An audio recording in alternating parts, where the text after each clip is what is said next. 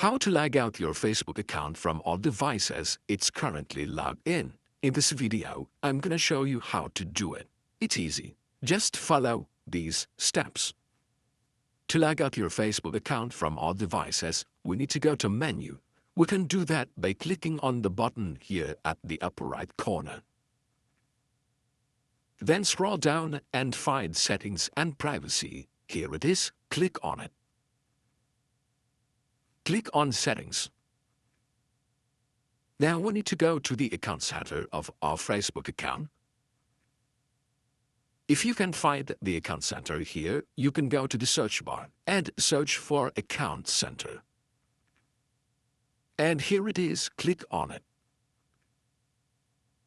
Here we need to scroll down and click on Password and Security.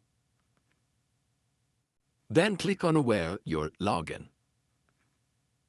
Click on your Facebook account here.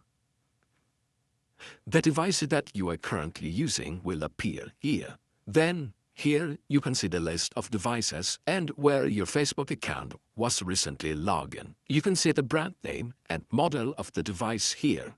Now to log out your Facebook account from all of these devices, click on Select Device to log out.